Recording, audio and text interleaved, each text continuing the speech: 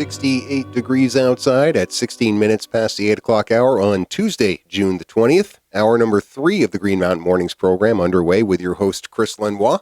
Joining us for the remainder of today's program, however, is Harmony Birch, a staff reporter for the Brattleboro Reformer. I didn't scare you away the first week, did I, Harmony? No, you didn't. All right. I appreciate you coming back here and now alternating with Chris Mays every other week here, talking about different stories that are in the daily newspaper and online at reformer.com.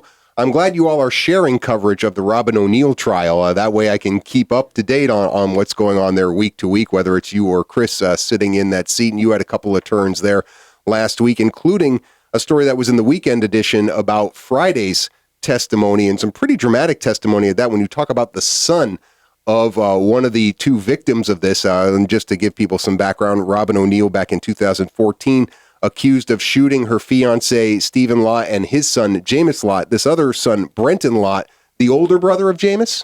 I think he's the youngest brother. Oh, he's younger than Jameis. Okay, I saw his name. I thought he was 37, and I don't know how old Jameis was, so he's a little bit younger than him. And the testimony here seemed to me to be about just kind of establishing a little bit about the family life of the Lotts. Was that your impression as well? Yeah, I think so. It was establishing the family life, and then there were some details. There was some testimony from previous trials that I didn't actually hear, but I've seen in police logs and such about Stephen Lott perhaps abusing Miss O'Neill. Right. And so his testimony kind of denied that. He wasn't directly asked about that, but there was an incident at a birthday party, and he said that he didn't see any markings on her. He confirmed that he thought they had a pretty, compatible relationship is the word he used. They didn't really go too much into detail. It was the guns. Guns were a big thing because in another trial this week, actually, I think it was Wednesday's, we went through the crime scene and about how there were 3 guns inside the house.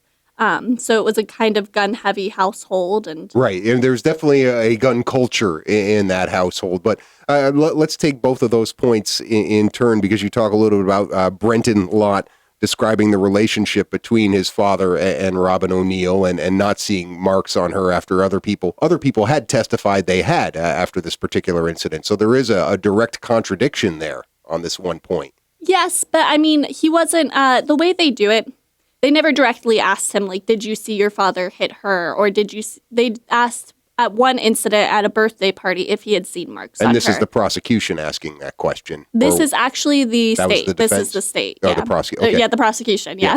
and then, but the other aspect of when the family life and that dynamic, not only between his father and Miss O'Neill, but also he felt like he felt like he had a pretty good relationship with his father. That was one impression I got about this as well, which is important, I think, in terms of trying to create sympathy around the victims here.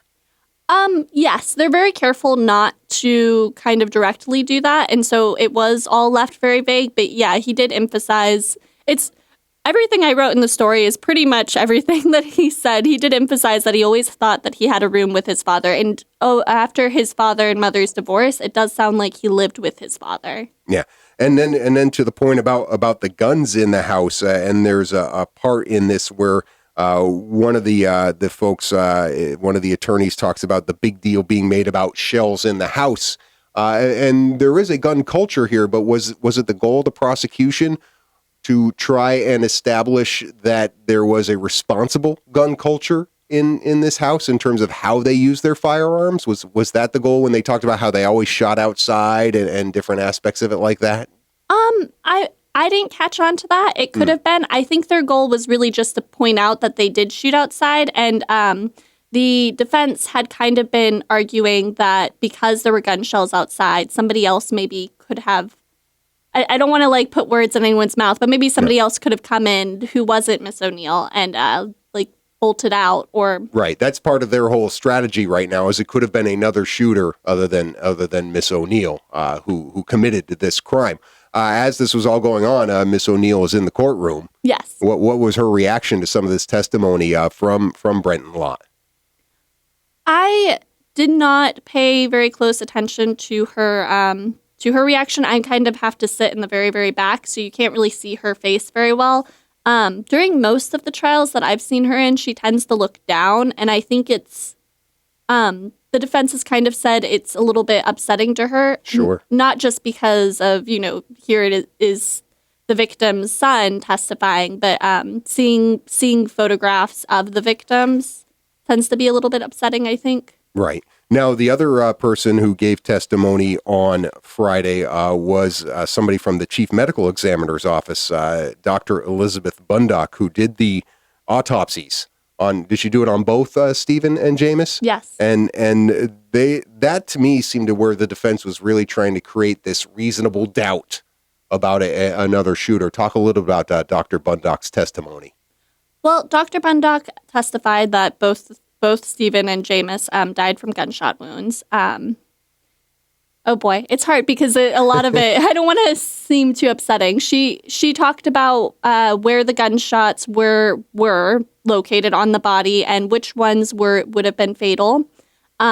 She talked about where the gun, like what the distance could have been to the gunshot wounds. Right. That was interesting. This idea that gun residue would be present if somebody was shooting somebody close to them, but not in a certain distance away. Yeah. So it's about 3 to 4 feet. If they're farther than that, then there might not be any gun residue present. And I don't remember how much detail we put in the paper, so I'm hesitant to go into detail. But with one of Jameis's wounds, it might not have been able to be determined because there was hair covering it. Right. So... yeah, it is hard stuff to talk about. It's got to be hard to sit in there and listen to some of this testimony too.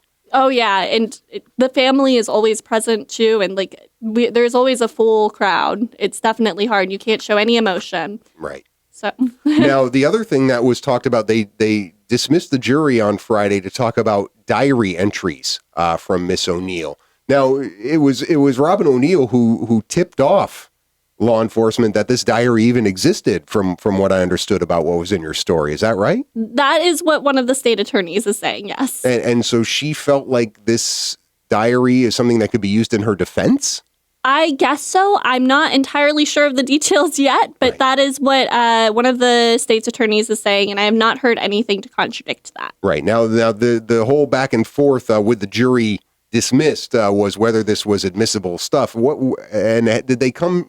I couldn't tell. It seemed like Judge Hayes was taking the weekend and was going to decide on that yesterday. Do we know what she decided on as far as whether this diary or parts of this diary would be admissible at this point? I know you weren't necessarily on it yesterday, and I didn't see an update in this morning's paper, so I didn't know if you had a chance to talk to Chris or any of your other colleagues there at the Reformer about it. Melanie Plenda, actually, I think she was covering, and okay. I guess she would know. I didn't look, actually. I should have looked, though. Well, I should have, and I didn't see a story, and maybe I missed it when I glanced at the online edition this morning. I get up before they deliver the paper to the house, so I need to go back and check that out and see. But some pretty charged stuff in there. I wouldn't think that Miss O'Neill would necessarily want portions, at least, of this diary to be admitted into evidence, but it seemed like both the prosecution and the defense had different things that they wanted in and didn't want in. Was that your assessment? Yes, that is correct, and there are definitely parts that Miss O'Neill does not want in, and it seemed to me, and I don't want to say this definitely, but it definitely seemed to me as though the defense attorneys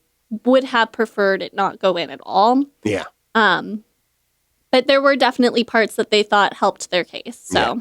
And it actually raised the question for me because you talked about this diary and it's part of the public record, but without the jury present, is the jury sequestered in this case? Do we know where the members of the jury are? Are they out, going home after their day in court, and so they could pick up the paper and read this? Oh yes, they could actually. We probably should have given a warning. So right. all the jury members should not be listening to this right now. And if they do, they have to go in the morning and talk to Judge Hayes with the attorneys present and be like, hey, I am now, compromised because I read this thing in the Reformer. And I think they do instruct them to try and avoid local media. They do, I think yes. that is part of the jury responsibility at that time. But when something like this is this heightened, and obviously it's going to get coverage even in a small media market like this, you wonder when they decide to sequester a jury like that and say, all right, we're all going to put you in a hotel and shield you from media. But they haven't taken that step yet with this particular jury. No, they've told them that the Reformer is covering it. I think we might be the only media organization covering it, but don't quote me on that. I think they told them that they should have somebody else cut out those articles so that they can read the rest of the Reformer. So they could have heard it right now. Yeah. I don't know. Are you back in court this week? Are you assigned any of the days this week? Yes, I'm going to be going on Friday, and I think that's my only day. Okay. And I think we're probably just about halfway through, I want to say. I think when Chris was on last week, he estimated they thought it would take 3 weeks of deliberation. Does that sound about right to you? I'm not entirely sure. I was looking through the court documents, and it seems to take, I guess maybe 3 weeks, maybe 4. I don't know. Yeah, I mean, these things have a fluidity to them, to be sure. But great job covering it so far from Harmony Birch and other members of the Reformer staff, and Melanie Plenda, a freelancer. There's a story about Melanie Plenda that Harmony wrote in last week's paper that we will get to after the bottom of the hour news break here on Green Mountain Mornings, as well as other stories that she's covered. Some more pleasant stories than a murder trial when we talk about all the graduations that took place in the surrounding area.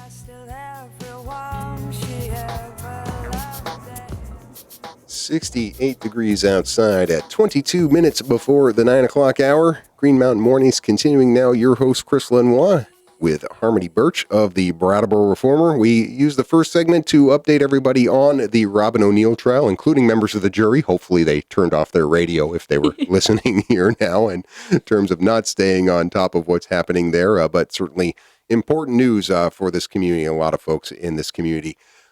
An odd juxtaposition, Harmony, I'm sure, for you to, on the weekend, see your story about the Friday testimony in the Robin O'Neill trial next to coverage of a graduation ceremony at Brattleboro Union High School. And I thought, as I was going back and looking at, okay, what did Harmony write about this week that we're going to talk about, and seeing a graduation and a murder trial, it really speaks to the versatility of a reporter in a small community newspaper like this, that you have to be ready to do both of those things. Yes. Actually, the Friday coverage, I did. I went straight from there, from O'Neill's trial, and I wrote up like a little bit of what I hadn't written up already, and then I went to Brattleboro Union High School for a graduation. Everyone was happy and no one was crying. Yeah, and you did quite a few graduations. I counted 3 over the last 2 weekends, because you were at Twin Valley the previous weekend, Brattleboro Friday night, Leland and Gray Saturday morning. Did I miss any? Nope. Those were the 3. Because even though you cover Bellows Falls, Rockingham, for some reason Chris Mays did that commencement. Because it was on a Thursday, so he was available that day, and I asked him to, because I was covering so many graduations, and they want it that night of. I was like, can you please take one of these? And he was like, yes, I've got Thursday for you. So. Okay. Yeah. I mean, that's a lot. I don't know if they all started running together after a while. It seemed like each one of these classes, Twin Valley, Brattleboro, Leland, and Gray, I mean, you were focusing on different themes for each of these, and it seemed like they each were a relatively unique cohort in and amongst themselves. Did you get that sense? I did. There were definitely, as an outsider, right, from Vermont in general, there were definitely some similarities, like Leland and Gray and Twin Valley both had very small class sizes, and that was something I think they emphasized. But yeah, there were definitely unique themes to each graduation, and some similarities with the sticks, as you were talking. What is this? So you were seeing something at these graduations, and asking myself and Nolan, who's here filming this for BCTV and is a Leland and Gray graduate, about what was this that you saw at these commencements? I thought they were spirit sticks. You called them batons, but I don't know. Everyone has they have a male and a female walking down who leads the graduating class, and they each carry a baton in their colors. And I just thought that was the strangest thing. And- I've never seen that before. It's a weird Vermont ritual harmony. And Maybe. I don't know. Well, my recollection of it, and Nolan and I were trying to remember exactly how they get chosen, but it's members of the junior class, and it's kind of like they are the heralds for the senior class, leading the processional, but also kind of marking that it's going to be their turn next year. But I don't remember how they get chosen. But yeah, they're kind of there to keep us in time as we do our marching there, because we're a little marching challenged here at some points, and at least my class was in Brattleboro back in the 1980s. But I wanted to ask you about a couple different things regarding the coverage of the different schools that you're at. In Twin Valley, fiery beliefs kept coming up to a point where I wondered if something happened in the Twin Valley school this year. Like, was there a protest over, tater tots in the cafeteria or something like that we didn't know about? I don't know. There was definitely a political theme. And when I talked to the boy that I profiled for Twin Valley, Chad Bernard, he brought that up too, their fiery beliefs. So that was one of the reasons why I kind of clung on to it. And every adult that spoke brought it up. So right. There was definitely something. And he kind of mentioned, well, I asked each of the seniors what it was like coming into the current world that we're in. And I tried to leave it open to interpretation, but there was definitely a kind of political tint to it in that we are living in a very polarized country right now. And that's difficult. I did go into a world of a polarized country graduating high school, but it wasn't to the same extent that it is now. And so he did kind of mention politics, and I feel like that might have something to do with it. And actually, a lot of the seniors kind of, the girl I talked to from Hinsdale, Rebecca Greengary, I think that's how you pronounce her last name. I could be wrong. She mentioned how her class needs to do better at listening to other people's beliefs. Mm-hmm. So it seemed like this is a common theme for 17 and 18-year-olds right now. I don't know. I don't know what specifically happened, but it definitely was something that Twin Valley was dealing with. It actually, and reading all of the coverage of those three different commencements harkened back to my own graduation, and the big button at the time politically, and our valedictorian talked about questioning authority. Yeah. Right. And so that was a very 1980s thing, following on the 60s of, all right, we need to continue to question authority. Sounds like authority has been questioned so much at this point that we need to come back and try and find some understanding from all the different sides, was the kind of message I heard threading all of these together. Also, the quirkiness of it. You talked about the fiery beliefs of Twin Valley. And then everything that happened at the Leland and Gray graduation on Saturday just sounded like so much fun. There was a Taylor Swift dance situation. Gosh, that was really fun. I love that. I mean, I don't actually really like Taylor Swift that much, but that is a fun song. Yeah, well, but and tell the listeners out there what exactly they use this Taylor Swift song to embody, because I thought this was a really well done demonstration of a valuable thing. Yes. So one of the speakers, the athletic director, whose name is Marty Testo. Marty Testo, yes. Marty Testo was talking about how we need first followers, and how Leland and Gray has a lot of first followers. So he all of a sudden kind of a song popped up in his speech, and it was Taylor Swift's "Shake It Off," which is a fun song. And one of the boys stood up and started just kind of shaking his butt around. And eventually, I think another boy stood up, and small groups of people started coming forward to dance in the middle of graduation. They just all stood up. And not everyone did it, but a lot of people did. And his whole point about that was that we need first followers. You need someone to support the leader. You need someone to take that first risk to put your belief in someone else. Yeah, and I mean, the fact that there was a spontaneous sort of dance that took place during a graduation must have been a real kick for everybody in the crowd who was watching the families. And it just sounded like a really tight-knit group. I mean, the other thing that I found really touching from that commencement, and again, because it's a small, I think it was 49 students in the class. It was a very small number. I don't have the number right in front of me here. But Mr. Testo and then another teacher who was a speaker there were able to give like personal notes to each of the graduates. Yes. Okay. Yeah. Because it was such a small class, they did. They put little notes into beach balls, and I don't know what the notes said, but they wrote a note about each graduate, which is really cool. I mean, I think my high school class had like 50 students, and we did similar things. So that is Right. definitely a strength of a small group. Yeah, I do see now 49 graduates in the class of 2017, and that other teacher, science teacher who was a speaker, keynote speaker, Johanna Liskowski Doak, was the one who was doing that. So it sounded like a really good time down there in Townsend. I watched the Brattleboro commencement on Brattleboro Community Television. It was amazing to me because I have a lot of friends who I graduated high school with who had children in this class. Oh my gosh. And so yeah, definitely starting to feel a little older these days. But your sense, what did you learn about your newly adopted hometown from seeing some of those graduates that you watched walk across the stage on Friday night? Hmm. I I think it was all stuff that I had mostly picked up on, just kind of the uniqueness of Brattleboro and the activism spirit. That was really big. And Brattleboro, I don't know. I feel whenever I go to Brattleboro High School, I'm like, wow, these kids are just so much cooler than I was as a high schooler. They're a little bit adult seeming, and I think that Brattleboro really gives you a voice. And that might be why they all seem kind of confident in themselves and self-possessed, and like they have a good grip on reality and what they want to do. Yeah, I would say both the class speaker and the valedictorian did a fantastic job with their remarks. Well worth people checking out on the BrattleboroTV.org website if they didn't have a chance to see it.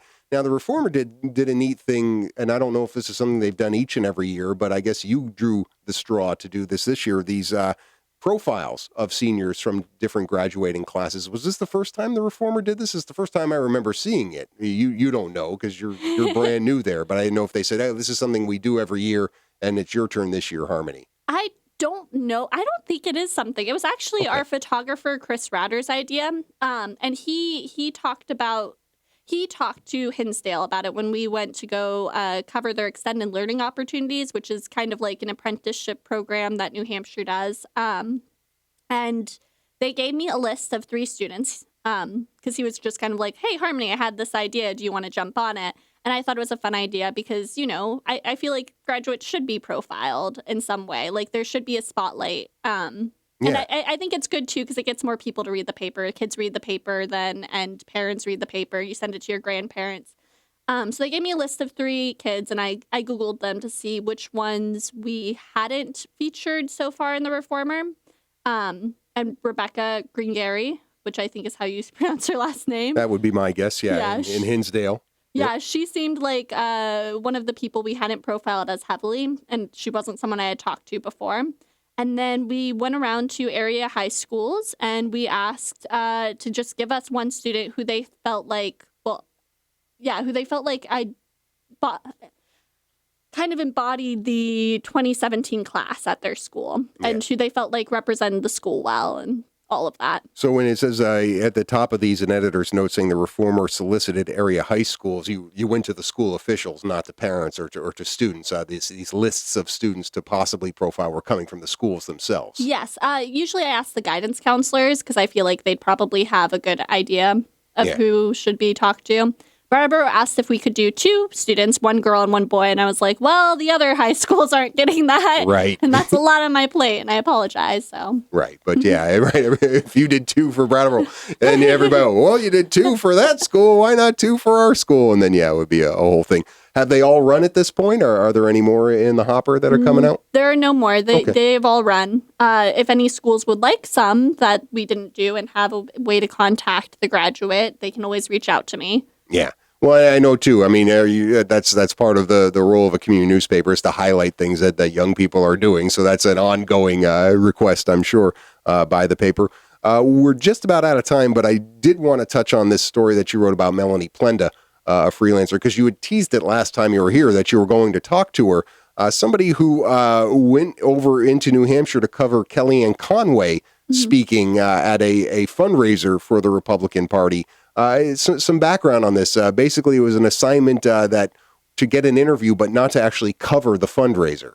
Yeah, kind of. They just wanted the fundraiser wasn't open to the media, but they knew that Kellyanne Conway was coming, and so they just wanted her to kind of go see if she could get an interview with Kellyanne Conway. And I do think that it was they didn't think she'd have the opportunity to get into the fundraiser. Right. So I think if she had the opportunity, they did want any information that she could give them. And she didn't even write the story; she just took notes. So she did get the opportunity to get into the fundraiser because a staff member invited her in, and she sat there and she took notes, and then she called up her AP editor, and she didn't even think he wanted it, and she was like, well, it was pretty, boring. This is what they talked about, nothing new. And he was like, okay. And he called up his higher ups to see if they wanted it and took her notes and put together a story. But there's a couple of different problems with this because the Republican Party was upset with Associated Press because they didn't want media covering this. Mm-hmm. And it sounds like she didn't necessarily identify herself as a member of the media when she was hanging around outside talking to somebody who let her in. No. And many would argue that you really don't need to identify yourself. It was a paid event, so you would need a ticket to get in. Right. And they didn't ask for her ticket. Right.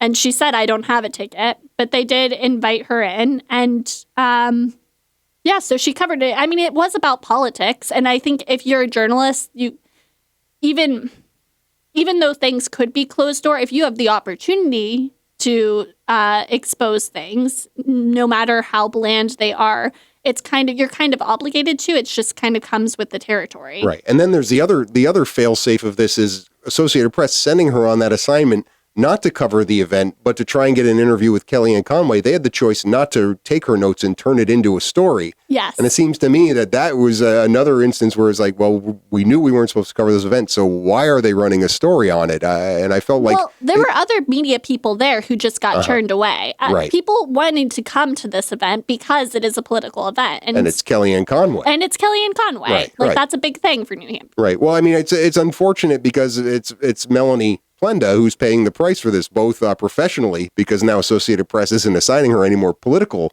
stories. Yes, just political stories. Which is a plum assignment, though. Mm-hmm. And that's really not her fault when they were the ones who ran the story that they knew that they weren't instructed to run. And then the personal harassment she's endured from the Breitbart folks out there who are harassing her online now. Yes. And to clarify, they're really what the GOP seems to be mad about is that Melanie Plenda got a crowd count wrong.